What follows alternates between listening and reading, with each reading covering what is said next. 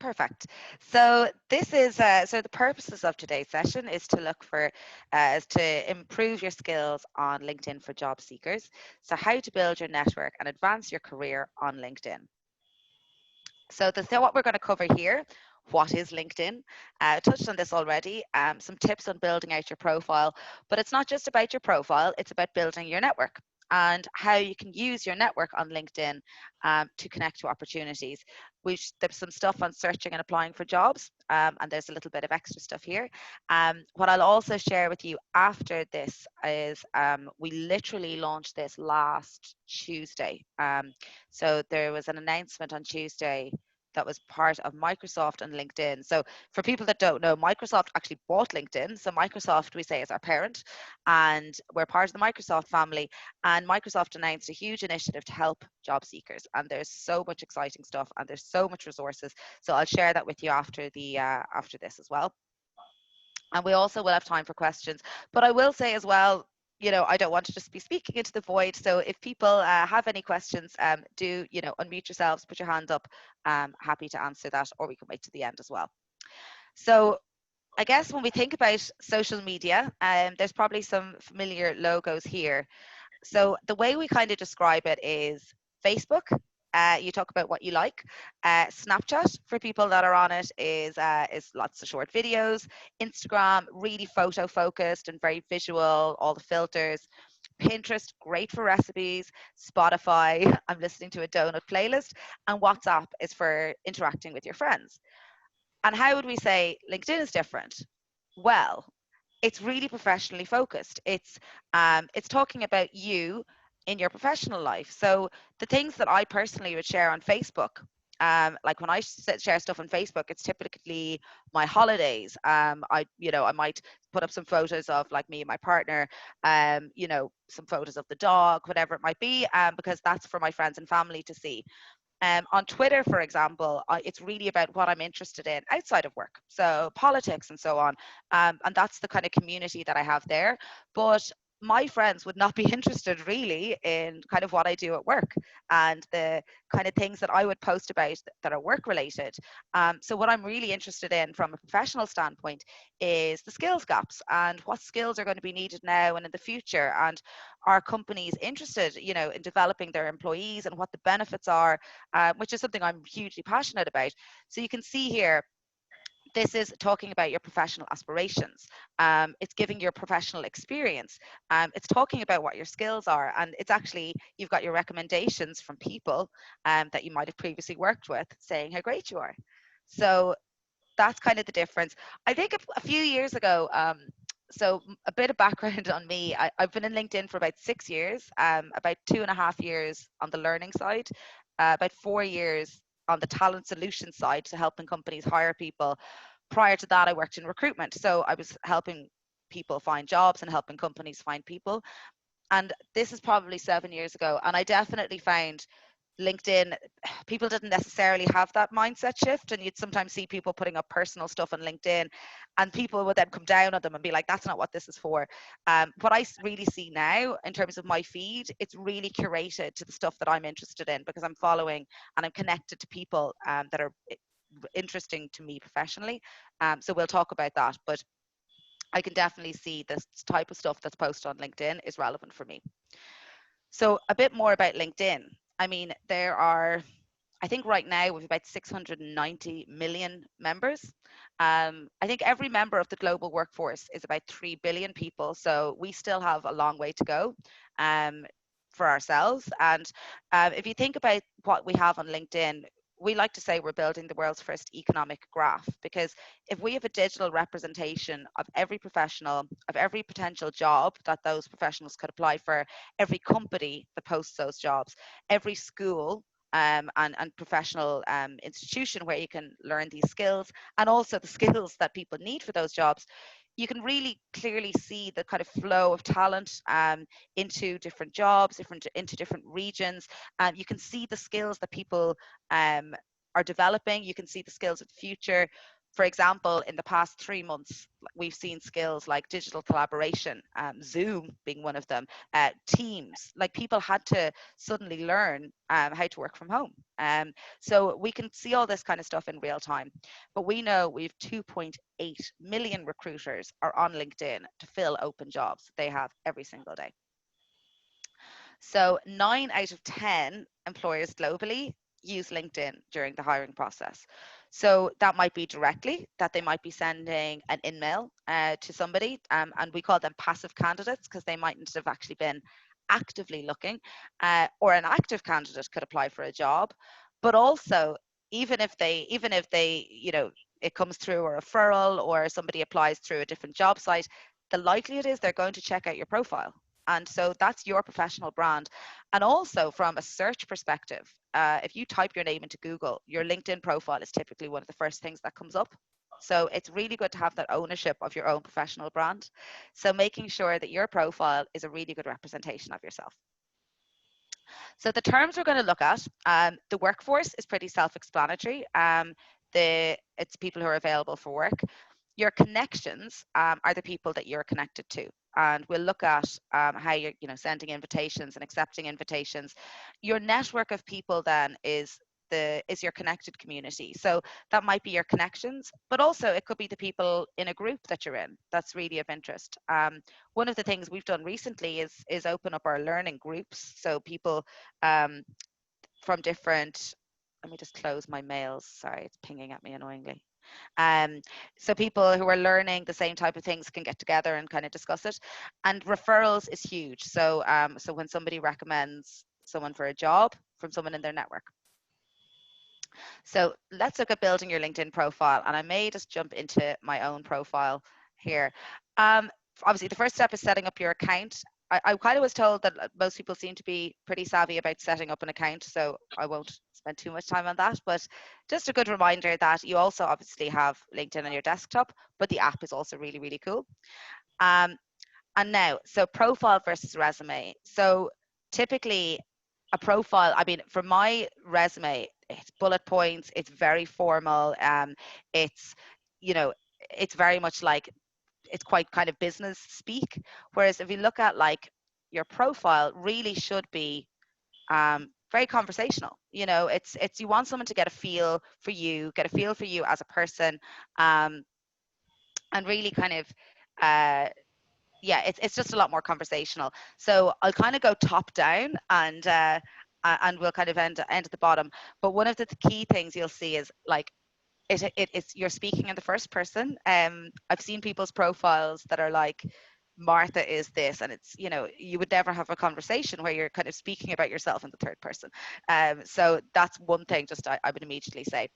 So the first things you'll see, you have a nice strong banner image. So I'm personally using this to show that I work for LinkedIn. But if you're not working for a company, I mean, honestly, you could. This is something that reflects you as a person. So could either be, a nice picture of a sunset or something where you've been, or it could just be basically, once it's not like a personal like beach holiday, but something that reflects your interests. One of my colleagues is really interested in triathlons, and so her banner picture is like the three things that you do in a triathlon. It's like a nice kind of colouredy picture. So that's starting at the first step. In terms of your profile picture, so sometimes people feel, oh, I don't have a professional photo, like I haven't had a professional photo shoot. This, as you can see, this was a photo I took when I was at brunch. So, and I took it, it's a selfie. So it doesn't have to be a professional, like perfect photo. What I would say is it's pretty much, your head, any of these, like, I mean, you can see how small it is already on the screen. Think about that, like on a phone, it's teeny tiny. So no full body shots. You want people to see your face. Once you're wearing, I mean, like professional enough clothes, basically no beach photos, no holding margaritas, no kind of wedding photos. I mean, it's just, this is your professional. But beyond that, I mean, honestly, you can see what I'm wearing. I'm just wearing like a top. I've a nice background. You can see my face. We always say kind of smiling. Um, Photos that, I mean, profiles that have photos get so many more views. I think it's like 6 times more views than people that don't put up their photos. This this is actually something that was only launched, I think, yesterday, and I actually love it. So as you can see here, there's a little microphone beside my name, and what you can do is it's just on the app, by the way. So if you have a look, you won't see it on the desktop, but you have a 10-second recording where you can record your name. So this was designed, I think, by one of our product managers in the US, and he's of Nigerian heritage, and he said people just butcher his middle name. So he actually he doesn't use his middle name professionally just because people would kind of panic. And it's just something that's so simple that came out of that. So, I mean, I personally, my customers are in the Benelux region. So there's a lot of Dutch names that I've kind of come to grips with it now, and I know how they're pronounced. But honestly, like, there's still names that I have to ask my colleagues, like, how would I go about pronouncing that? So I just think it's a really wonderful way for people to feel a lot more comfortable when they're speaking to someone to know how they pronounce their name, which is great. So if you, and honestly, I was like, look, I don't think that complicated a name, but people have still gotten my name wrong. So I definitely did it just to let people know about it. And I'm interested to see how many people pick it up. So the second thing you'll see here is your headline. And the reason why you want attention grabbing and I think memorable headline is if you look down here on the side, people also viewed. The headline is the only thing that people see. And so, yes, you can use your job title because you can see here quite a lot of people do that. But actually, what's more interesting to look into, like looking at Rory and going, okay, Rory is a manager of sales development, or Jack Hanratty, improving collaboration, productivity. You're like, okay, that's interesting. What is it that you do? Emmy, creating economic, opportunity. Um, so something that describes you. So I'm personally saying I'm passionate about helping companies succeed. I also do put in my job title just to kind of give the full overall picture. If you're not working somewhere at the moment, that's fine. I mean, you could literally be passionate about, what area it is that you want to get into. I'm passionate about learning about new technologies. Passionate about providing excellent customer service, whatever that might be. Also, it's a good opportunity to say currently seeking, or open to new opportunities as well, potentially. I think we've also just announced, on it because I've seen it on one person's profile today, open for work. It's one of our responses to COVID because there's been a huge amount globally of people that have lost their jobs. And so actually, I think you can now put a little profile banner saying open to work. So I would definitely investigate that because that's just a really quick way for people to just be scanning through their network and just, see those things and they'll jump out. But I would say, think about this, craft this. It is the first thing that people read. So spend a little bit of time thinking about that. Show recruiters you're open to work. You can see here, you'll see that on your profile. Get started. This is another great thing to say as well. Recruiters often using the recruiter license will filter by this. So if you don't have this on your profile, you're not going to appear in those searches. Recruiters really like it, actually, to be honest, because you can see that people can start immediately. Um, as opposed to kind of having to wait for the interview process and then someone has to give a month's notice. So definitely do that. Your about section. I mean, a lot of people, if they're really interested, might scroll down to the very end. If they don't, most people might stay up at the top. So I'd always say lead with what you're passionate about. And that's the first and most important thing.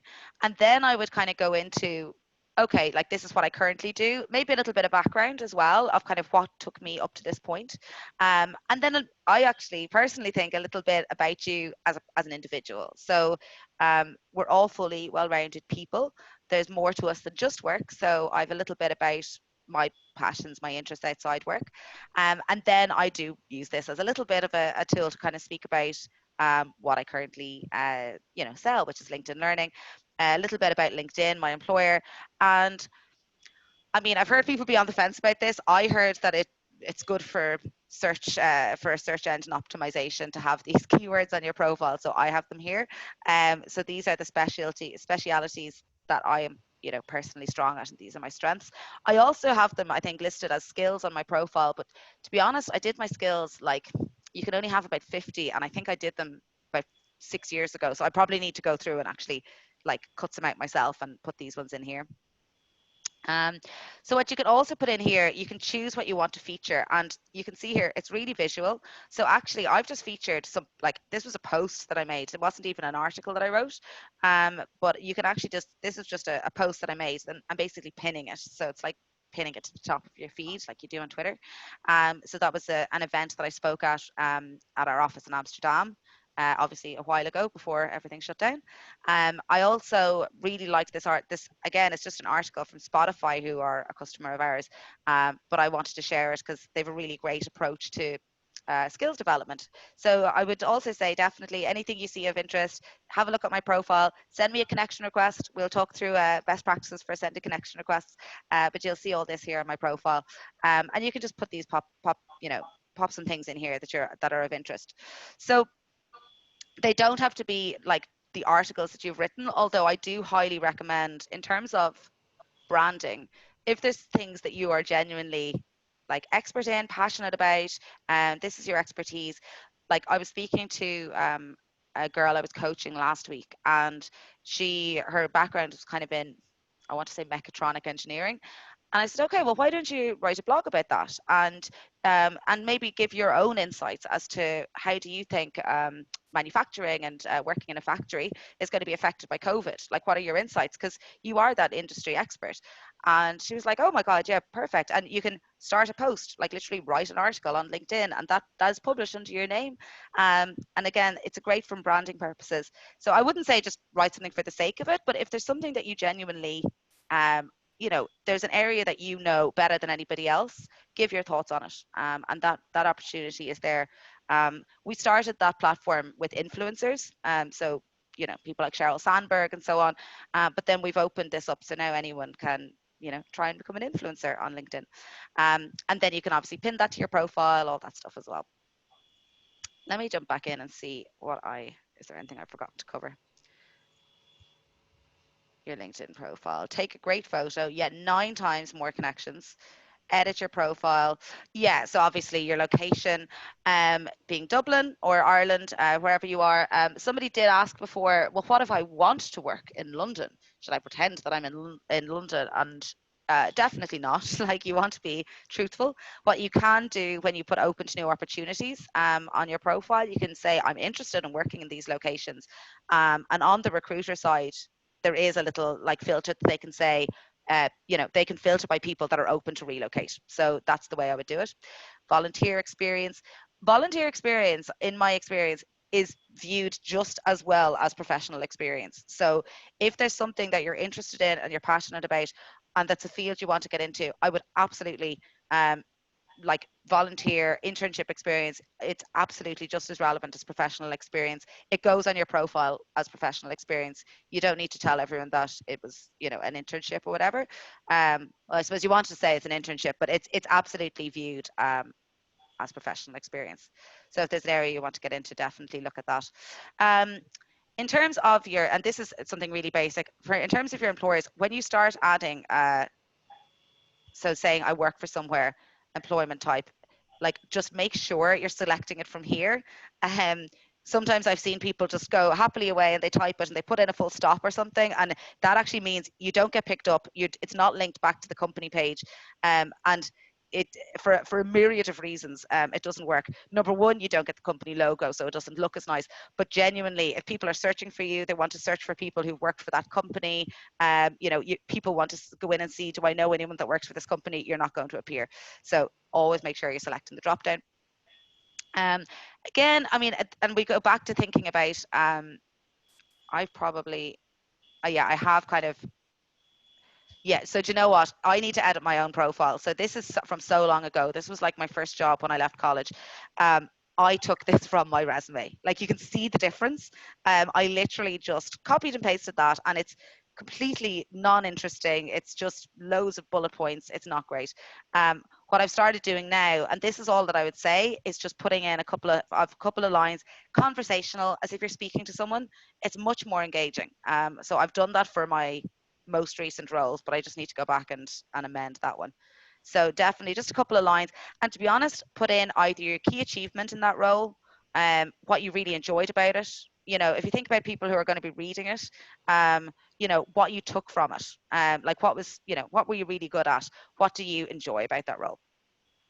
Um, I've kind of gotten less into it, as you can see. I just kind of say what I'm doing now, but overall, and also you can put links to anything here. So to be honest, I mean, if you're thinking about even from a college student, if there's anything that's publicly available, any assignments or whatever that are that you've put up online that are on SharePoint or any of those, this is an opportunity as well to show the skills that you have, anything in graphic design, anything that you have that you can share about yourself, you can absolutely hyperlink or upload documents here as well, to have a little professional record. This is a LinkedIn Learning thing. So I have a LinkedIn Learning license. So I do see all these kind of add new skills with these courses, which is handy. Let me jump back in here. Choose whether to display your info. So headline we touched on, that's okay. Your summary, 1 to 2 sentences, what you're passionate about, all that stuff there. But make sure to include a summary of at least 40 words to show up in the search results of other members. So leaving that blank, you're not going to show up in searches, I think is the key takeaway. Okay, so now we're going to look at your building your professional network and discover existing connections. So 50% of hires result from a personal connection. So using your network and really using it as well as you possibly can have a huge impact on your career. So the power of networking. So basically, if I'm connected to someone, they're my first degree connection. All of their connections then become my second degree connections, and all of their connections become my third degree connections. So I remember when I started working in recruitment, I think I only had like 250 or so connections. I still had a third degree network reach of about 1 million. Like that's how powerful that can be. So if everyone you know is connected to X amount of people, it just is exponential. So you can see here on this graph the potential, the power of networking, to ask for introductions. Hi, to someone, I see that you know so and so, they work for this company. I'd love an introduction. That's something you can absolutely do. So when you're sending a connection to a connection request to somebody, always, always, always include a personal message. Yes, it's optional, but I still get about 5 connection requests a day from people that I do not know, and they just want to add me to their network. And I presume they want to work for LinkedIn. I'm presuming, but I have no idea because they haven't said. And I will say I am 99% more likely to respond and accept someone's invitation if they send a connect, if they write something in it. So always, always do that. So you can see here, like this is the personal message. I found your profile through our mutual connection, so and so. I'm currently exploring career paths in the technology industry. I would love to join your network. There you go. Also, when you're sending a connection request, like you don't want to lead with "Hi, will you refer me for a job role?" Do you know what I mean? Like you don't want to jump from 0 to 100, but definitely send a connection request first. If they accept, thank you for accepting. You can kind of start a conversation then. And so just if people don't know how to send a connection request, I'm just going to quickly jump in, and I'm not going to. Wait, who's Carl? Probably one of my colleagues, people I may know. So you can see here, you've got a blue connection request here. It's on its way. You can add a note to personalize your invitation. So that's the way to do it. So you add your note here. So add a note to your invitation, and you literally need to start typing here, and it'll come in here. Now I'm obviously not going to send that to Carl. He'll think I'll have had a stroke. But that is how you do it. Now you can see here, you'll send the connection request. It will automatically send. Like that's it. Carl is going to get a connection request from me regardless. You have to write the note as the second point. So it takes a little bit more time, but absolutely, always, always, always do it. Power of networking. So how to discover existing connections. So my network, you can see friends and family. I would be cautious. I know LinkedIn, especially when it was first set up, it was like you'd nearly go, do you want to connect your email, every contact in your email? And it was just sending connection requests. I think people were kind of horrified because they didn't realize that was going to happen. So do be careful. But I think it's definitely helpful to look at my network. It'll pull in from your notebook, but it'll also pull in from once you've built out your profile. It's like, do you know people that used to work in this company? And one of the things that I know the guys were asking me about in the Dublin Northwest area partnership was how do I go about maybe seeing maybe people that I might have, that might be alumni for me. So maybe say I went to, let's just say Trinity. How do I kind of go about finding people that maybe, that I can actually connect with based on, um, Trinity research, based on, you can say, well, I can see that you work for Facebook. I'd like to work for Facebook. Kind of, how do I kind of get an intro there? So there's a couple of ways to do this. It's, first of all, you go to the college page. So you can see here, this is the company page for Trinity College. You don't want to look at employees because they're the people that work for Trinity. What you do want to look for, you've got your little alumni tab here. And so if you pop in there, you can actually start filtering. You can search by people maybe that were that might graduate the same year as you. We've about 100,000 currently alumni people here. So that's people on the LinkedIn network that have listed Trinity. And you can see a lot of stats here about them here. So like, where do they work? So there's quite a lot of people that have maybe gone into lecturing and research. You can see 400 people working for Google, Bank of Ireland. So I was to pop in here, if you want to see Google, you can pop down here, and actually just flowing down here, you can actually see here's all the people that went to Trinity that work for Google. So, and I can see, because I've built out my network, there's a lot of people here, like 4 shared connections. Any one of these, could be an opportunity to say, who do I know? Who do I have in common with Niall? I'd like to get to know Niall. Maybe I could ask for an introduction, or maybe I could just send him a connection request and say, hi, I see, we have a shared connection. I'd like to add you to my network. Um, Anyone have any questions before I kick off? No, all good. Perfect.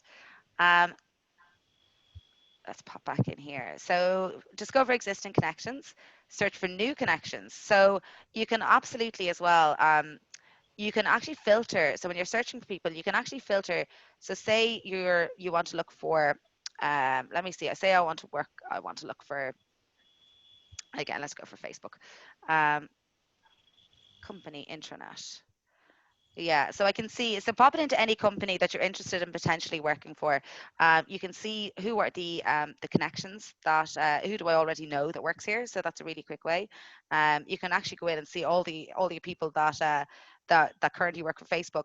And then if I want to go in, I mean, that's bringing up 79,000 people. It's way too much to be able to kind of filter by. What I can do, say if I'm like, okay, I'd like to go and work for Facebook in San Francisco. So I can filter by everybody that's in San Francisco. And I only want to reach out to people that I already, like, we already know the same person. So I'm only going to filter by second degree connections. So that's filtered me down. So this is much more manageable now. So now I can actually get to 236 people. So I can definitely look through that. And so flying through here, I can really quickly go and see, okay, who looks interesting? Who might be, okay, I work in data science. Actually, someone who's the head of data science might be a helpful person for me to know. So with a couple of clicks, you can actually really narrow down your network. Name, location, keyword, personalize your invitation. So this is what we talk about: expanding your network strategically. Again, when I worked in recruitment, one of the things that I was advised, which is what is actually not to do, was to go through willy-nilly and just add anyone that looks of interest. Do not do that, because if you consistently do that and enough people decline your invitation and you can say, I don't know this person, you will, I would say, you're put in LinkedIn jail, and you can't then connect with anyone. And some people are stopped connecting forever. Like, you're kind of given a couple of suspensions and warnings. But I had people coming on howling at me, going, I have to set up a whole new profile. I'm like, well, you brought it upon yourself. And what I would say is, who should I reach out to? You can see somebody, first of all, that you know. If you don't know them, something that you've in common with them, maybe you did the same course, maybe you have someone in, maybe you have somebody in common, or maybe it is genuinely someone that it works for a company that you'd like to work for, so or that have a job. So someone saying, hi, do you know what, you've a really interesting job, I'd love to understand kind of how you got to where you did in your career. I'd love just a quick call. Like, honestly, what I have found, people in general are really open to help, if it's a personal connection. So what I would say, who you are, how you came across their profile, and actually how they can help you. So what do we say about kind of using your network to connect to opportunity? Obviously, connect with people, ask for an informational interview. If you're going for an interview, this is the job of your dreams. I would be, if I don't know anyone that currently is doing that job, go and find someone on LinkedIn that is doing that job, whether they're in the same company, uh, or they're in a different company but doing the same job, and genuinely be like, I am going for this job. I haven't done it before. I'd love to, I'd love a bit of advice. Like, and then you can go in and smash it. Request a referral if you actually do know somebody and you're keeping an eye on the jobs page and you see, okay, like Martha works for Facebook, I would love to work for Facebook. Instead of just applying directly, which, you know again, from having worked in recruitment, you could put up a job ad and you could get 250 responses. And what happens is people always complain, I never got told that I didn't get selected.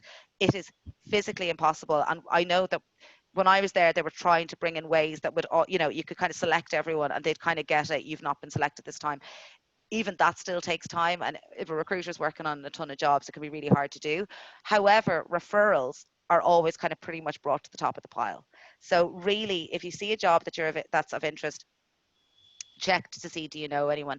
And also, a lot of companies do a referral bonus. Like, I think ours is, it's a, I think it might be $1,000 or $2,000 or something. Like, if I refer someone that then gets hired to LinkedIn, um, yeah, I actually get like paid for bringing that person in. So people often really like referrals. So definitely, if you see jobs that are of interest, just get in touch with that person. Be like, I haven't applied yet. Can you refer me? And they might be able to help you and also coach you through it and coach you through the interview process. Um, what I would say is building out your profile. So we fly down here and we look at like requesting recommendations. So we kind of touched on your experience. Pretty straightforward. I know I was saying select the right company page. A lot of the companies I worked for did not have company pages because they were teeny tiny. Um, and actually, if you can see here, I mean, speaking about being job seeking, like I have been here, I've been in this position. I did door to door sales for 9 months when the economy was gone in the doldrums. Um, and that was commission only. It was grim. But I wanted to do something that would give me an opportunity to go for interviews, at the drop of a hat. So that's kind of why I did it. So I've genuinely been at the job seeking side of things as well.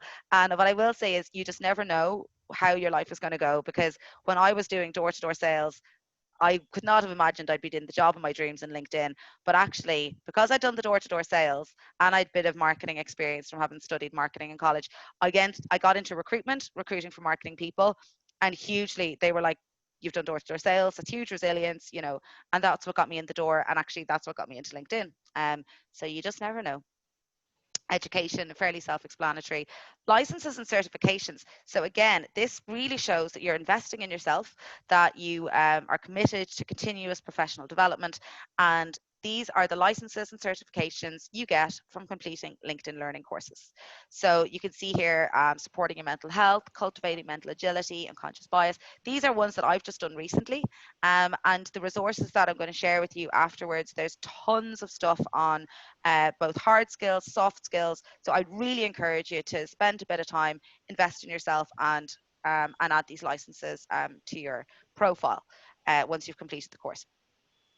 Skills and endorsements. So this is actually our skill quiz is something, again, that's really new.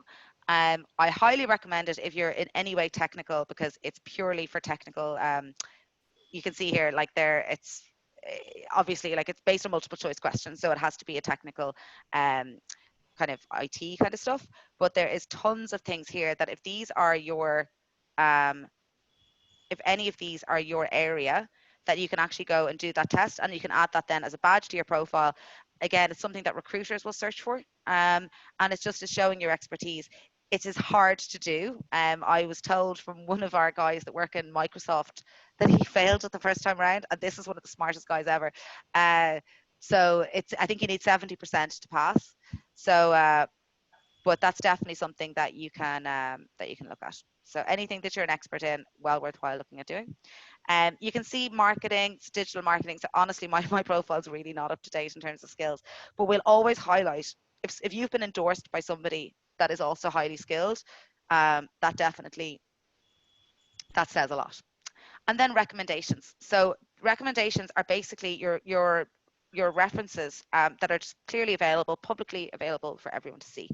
I will say I went through when I was going from the talent solutions role in LinkedIn to learning. I actually looked and I was like, do you know what? I don't have any. I don't have any recommendations from any of my previous roles. I went back 5 years and I asked people. I was like, actually, could you write a little recommendation for me? And I've stuff from, yeah. So that was, yeah. So I mean, that was written in 20. Did she write? No, she mustn't have written that. She mustn't have written that in 2016, or maybe she did. But yeah, I mean, this was, oh yeah, so that was years before. That was about 5 years actually after I worked with her, and she wrote me a recommendation. So do always feel you can absolutely go back, find find one of your managers at the time. Also, like, and it's more of an ongoing thing, but a really good time to ask for recommendations is when you're leaving a role, when you're leaving on a high, but also if somebody you work with is leaving. Like if you have a manager or someone above your manager that you worked with that is actually leaving, good time to grab them and be like, could I actually ask you for a recommendation? And you can just see it's here. Who do you want to ask? You know, you have to be connected to them. And you can just quickly say, Danielle, manage me directly, select your position at the time. You can actually say, oh, okay, it was this one. And there you go. You can just, and then you can write a note and they'll get a request. So really worthwhile building that up, because it actually means a huge amount. Anyone then that you're going for a role can just pop in and see, here's all these people, saying different things. Happy days. Um, Accomplishments and awards. So again, I haven't really filled this out since 2015. There's probably a few things I should update. But you can see any awards that you've won, any achievements in previous roles that you've gotten. I mean, I've put in, like when I worked in recruitment, that I was top perm biller in whatever month that was. Um, there's different kind of things. Anything that you've got, an employee of the month, all that kind of stuff, put that in here. Um, and publications, yeah, I feel like that's that's pretty old. Oh yeah, see publications. So these are things that I would have written, that are online. Okay, page not found. It was on my previous company. They've taken it down. Um, Interests, again, these are company pages that you might want to follow, or these are groups that you're in. So that's building out the full profile. Add value and engage. Message connections, fair enough, we touched on that. Ask for informational interviews, gain advice in your career, learn about an industry.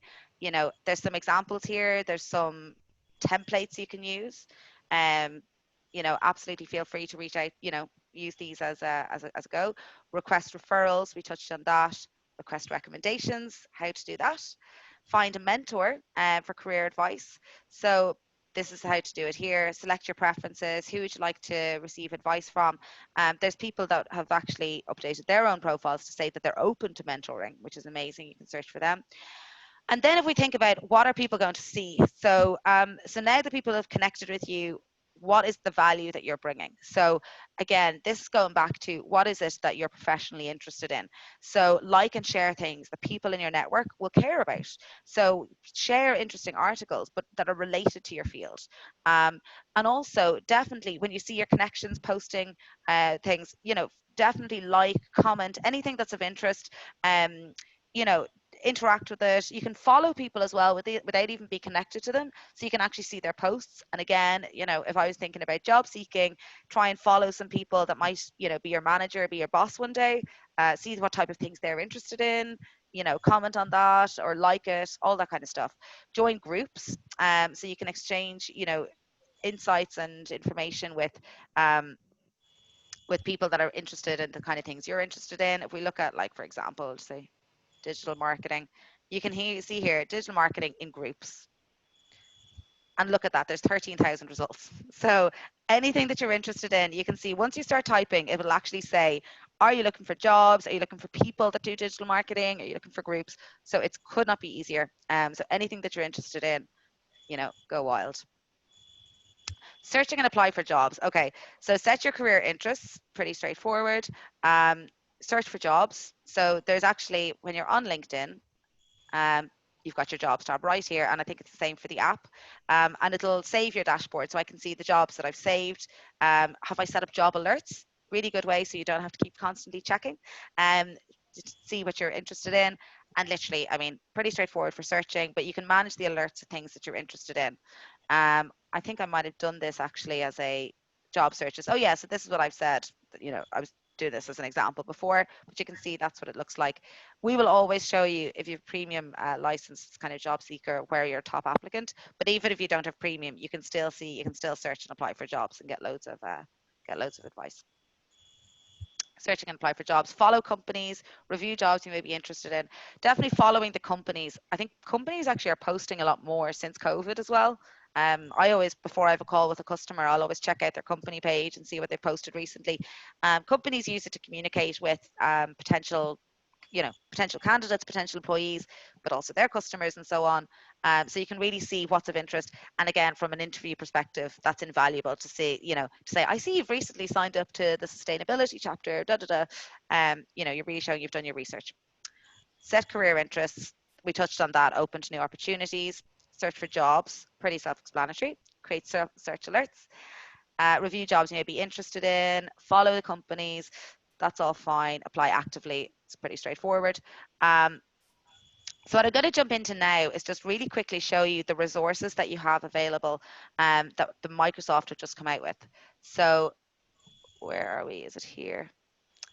So actually, one of the things that we were looking at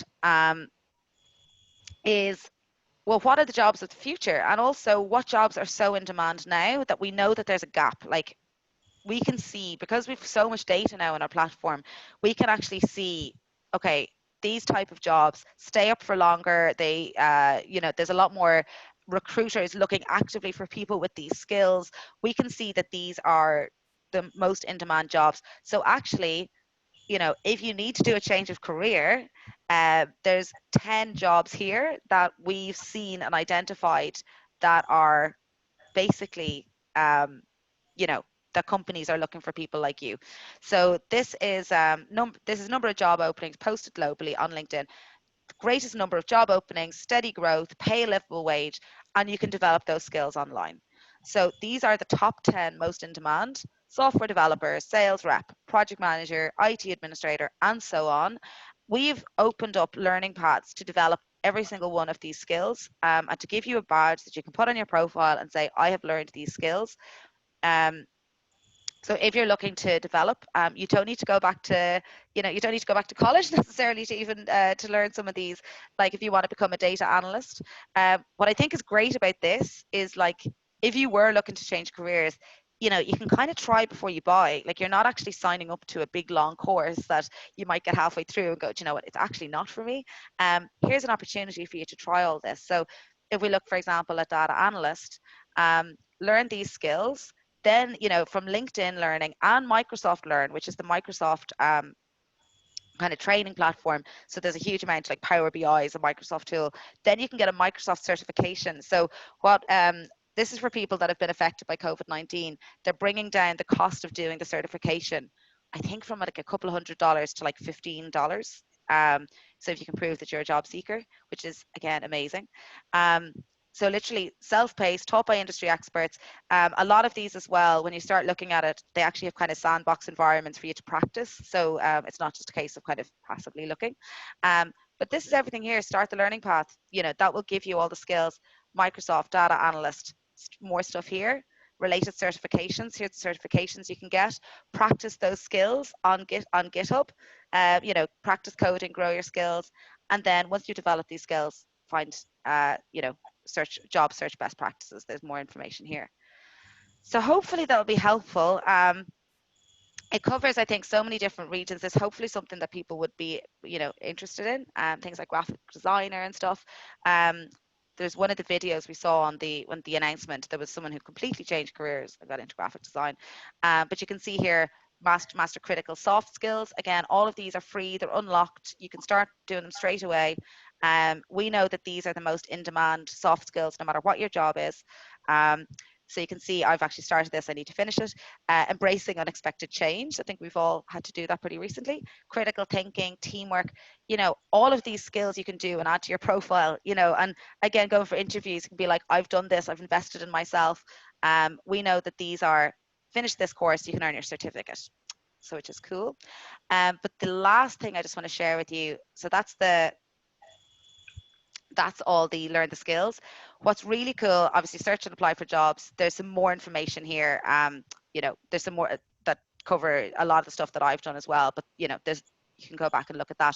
What is really cool is that you can actually now have interview prep. And so I would have loved this when I was back, back in the day, when I was failing at interviews and getting to the final round, then, not getting it at the last hurdle. Um, there's so many resources here. So there's courses here that you can do. But what we've now done is we've brought in Microsoft AI, and you can actually now, you can see the top 26 most common interview questions, um, advice on how to answer them. So here's kind of sample answers. I feel like that might be on premium actually, but even the answer framework. So you can see all this. This is open.